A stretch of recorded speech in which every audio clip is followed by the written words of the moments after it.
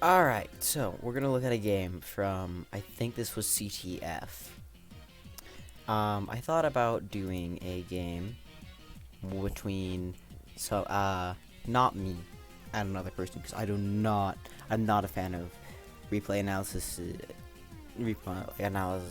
analyzing replays of yourself, in a manner that I'll do this. I think it's very important to look at your own replays and analyze them, but not for how I'm doing. It feels showy, so that's why I don't want to do this. But seeing as the other recent replay that I would use was a teammate losing in a tour, that feels really disingenuous to show this specific thing. Now, you've probably seen the title or the thumbnail, however I do it, probably red arrows or something. I'll think about it. So, how to break stall in GSC. I'm not running stall, the top player is. Let's begin.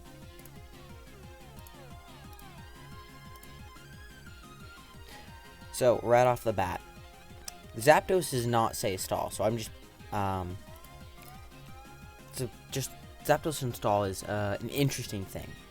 It is commonly on Blissey stall, but I quite like Zapdos on stall. Zapdos is really, really convenient in that it can completely deny Blissey from Skarmory from ever having to deal with the nightmare of Steelix roaring and cursing and then eventually exploding a Skarmory.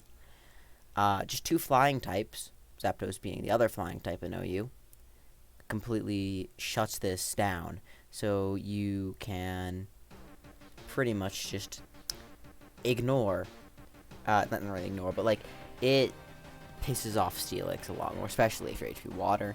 But HP Ice is more consistent.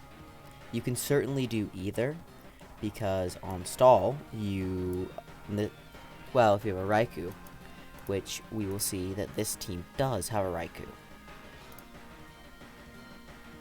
But Zapdos provides offense on stall. Now, so far, this looks like a stall team, yes, Cloyster Zapdos, the most stall team ever. No, this is definitely a stall team. You'll see why later. I pull a good sleep talk roll, which is quite nice. Get a huge chunk on the Cloyster.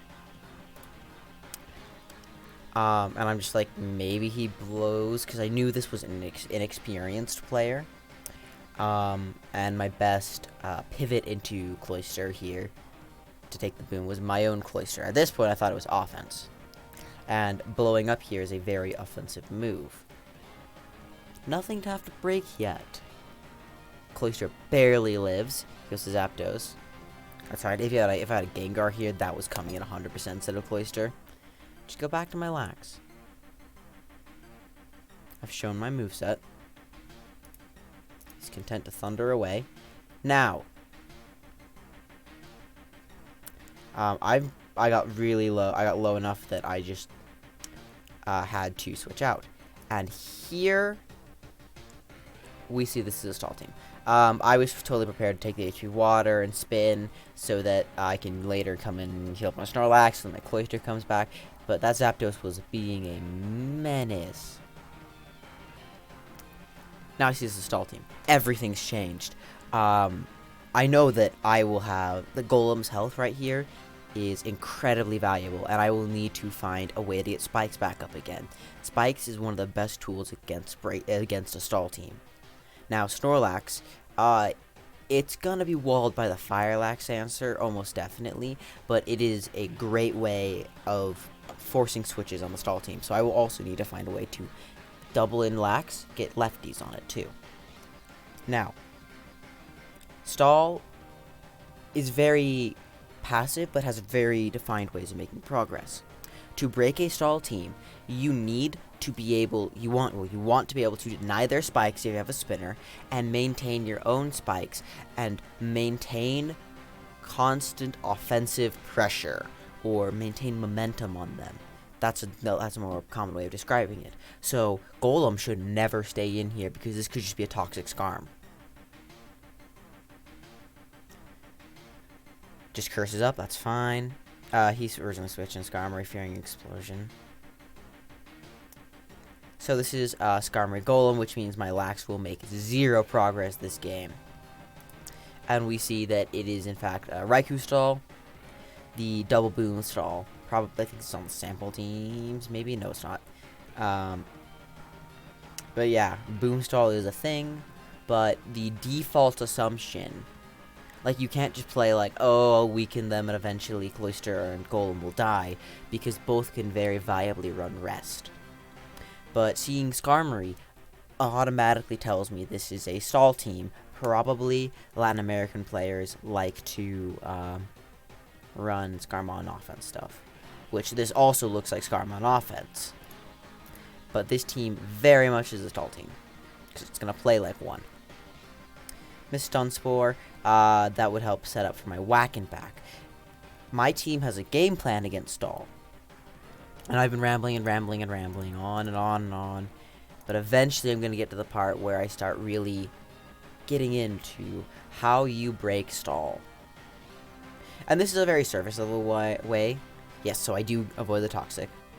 Because it often gets more complicated than this.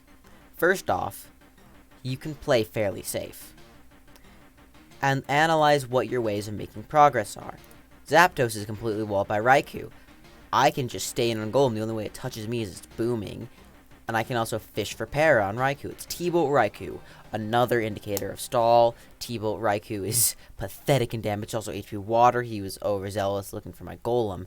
I do not have a great pivot into this Raikou, but since it's Thunderbolt, and since I parried it, I'm not worried at all about its damage output.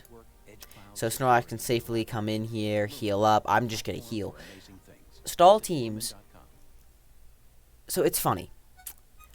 You think the offense player would want the game to go as fast as possible. And in most cases, that to an extent, that's true. You think the stall player would like to drag out the game.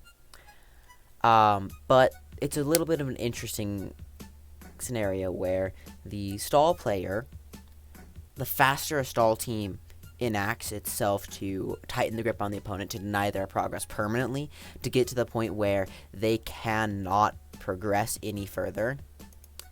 They want to do that as fast as possible.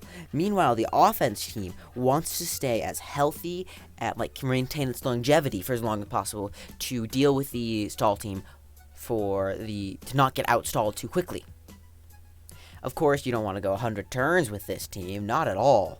You'd love to close the game out by turn 80 in this scenario. That would be you could definitely, that's a good, I don't like turn benchmarks, but you could do that. So, to break this stall team,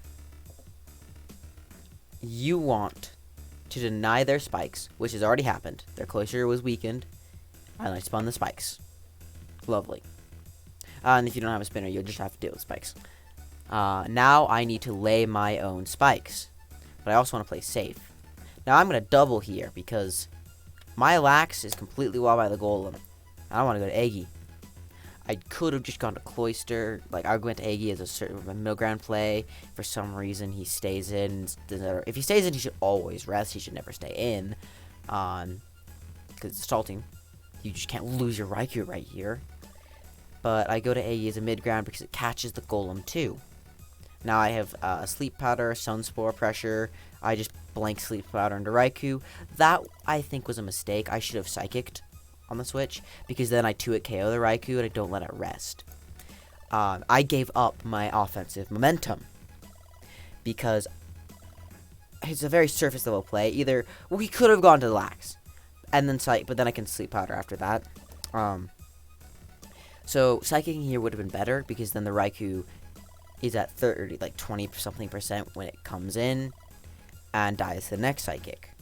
This way, I let the Raikou heal.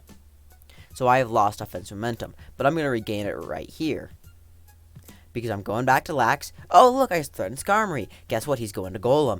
Well, I can just play safe, because he's not threatening me. I go to Zapdos, and I chose Whack. I'm not risking my Whack here, but he does not have offensive momentum. In that scenario, I had more than him, but I was not dictating the flow of the battle. Now I have offensive momentum because I doubled Zapdos in, got in a Skarmory. Now I can just go to my Snorlax. The Snorlax Zapdos double switch. I'm playing it exceptionally safe. I could just keep doubling forever, but I want an opportunity to go to my Cloyster perfectly safely. I have to pivot in perfectly. So I'm just going to Thunder away. I'm fine thundering into Raikou.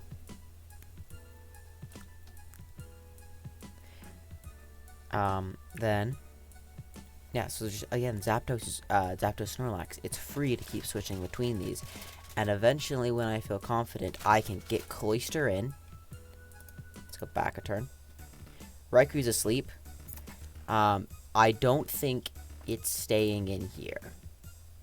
Like, this turn. I don't think it's staying against Snorlax. Because, and it showed it's a Rorkou.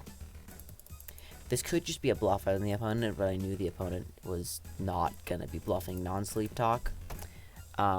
So you see that the Raikou did not use sleep talk here, which means Cloyster comes in for free, even if he doesn't switch. Even better that he does switch, Cloyster comes in, gets 6%.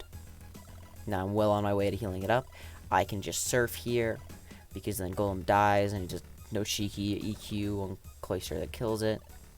And now it's at 21%. This is also a case today why leftovers are important in the stall matchup, especially, but just in general. Now he doesn't. Golem technically wins the 1v1 against Lax, but he doesn't take offensive momentum because he can just EQ me a couple of times and maybe he explodes, but that's fine because. Honestly, taking the explosion trade would be great on my Lax. But I can just go always Zapdos on it, and he booms on my Zapdos. And that is a positive value trade for me. Because now my Snorlax goes insane. He needed to hit the boom on the Lax here, because the Golem was the only thing stopping it. So now my way of progressing is, I reassess it, and I'm going to go Cloyster to heal, and he reveals his Lax in the back. I can spike on the wow, that was a nice turn. Oh, okay, yeah, because if the Lax attacks me, I don't need the Cloyster no longer needs to remain healthy because their spinner is dead. So I can spike freely, and now I can actually try and break the stall. Be patient with getting your spikes up. So his best answer to my Snorlax. That's his Lax. Or his Coup, predicting Thunder and pivoting. But I can just double edge safely because his Skarmory can't touch me.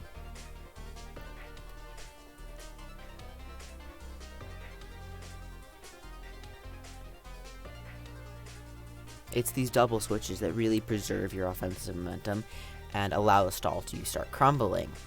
It's the zero risk plays. And now the game is over. He has shown Flamethrower on his Lax. I am now the stall player, essentially. If I wanted to, I could make this game go forever. Pretty much. Barring Zapdos going insane. Yeah, barring Zapdos crits. So, I just need to pilot it at the end game, but more so, I hope this is illustrated the case of why those double switches, and a lot of them were safe plays. But they were safe plays that did not lose my momentum to him, did not allow him to pick up his momentum, and allowed me to, on the following turn, regain my momentum and keep pressing my advantage.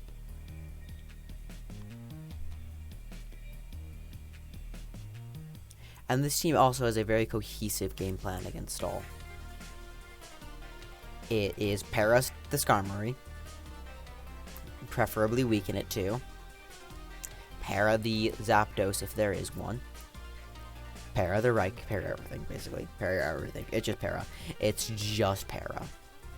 Golem allows Marowak to have some crucial longevity in the matchup, and it's get whack in as many times as possible so that it can just explode, just mash things up.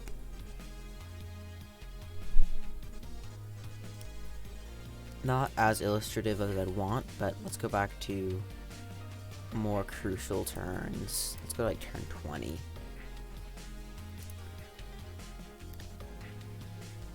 Safe plays that don't risk you much. Where is the double switching begin? Snorlax on Skarmory. Just rest. No, not this one. Yeah, it's here. And now I double switch on the Golem to get the Raikou out. And I know double edge is kind of free. It's a safe play. I can keep chipping down the Golem. Now I'm going to double again. And I'm continually denying him from gaining the upper hand.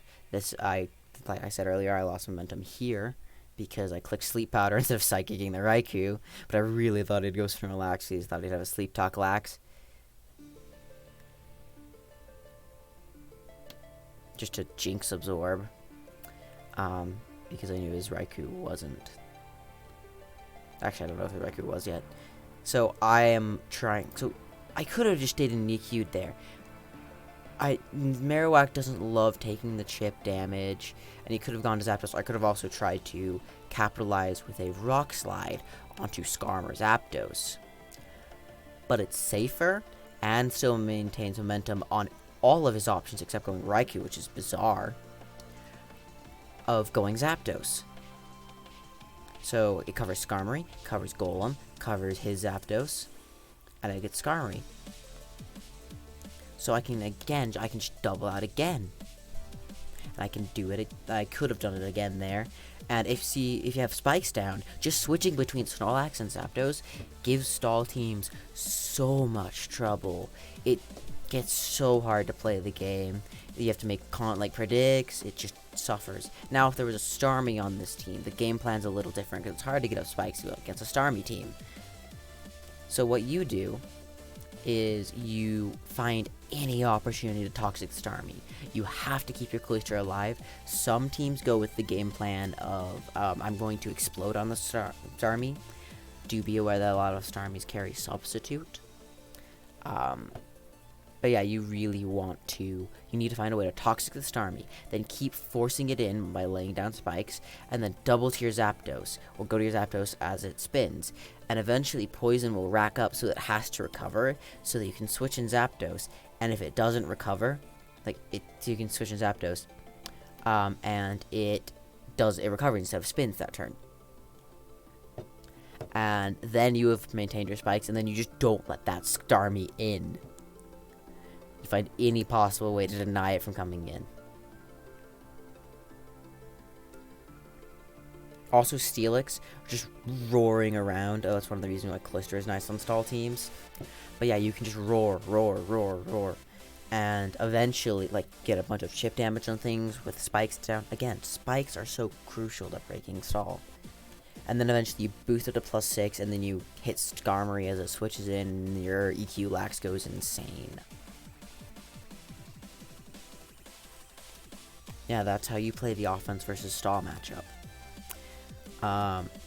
So to recap, find a way to get spikes down, assess how you have a game plan on how to break, what's your breaker, and then double switches to main offensive momentum, and keep the spikes up, and just safe plays. Don't risk things, and don't try and close out the game earlier than you need to. Flashy booms and predicts with risky predicts are the fastest way to get absolutely massacred by a stall team. Also use the damage calculator. Yeah. I don't think this paralleled the video I wanted to parallel as well as it could have, but it's fine. It's also I think it's a decent showcase of why stall is very, very much not the defining playstyle of this tier. Because just switching between Snorlax and Zapdos with spikes down makes stall start to just bawl on the floor and weep.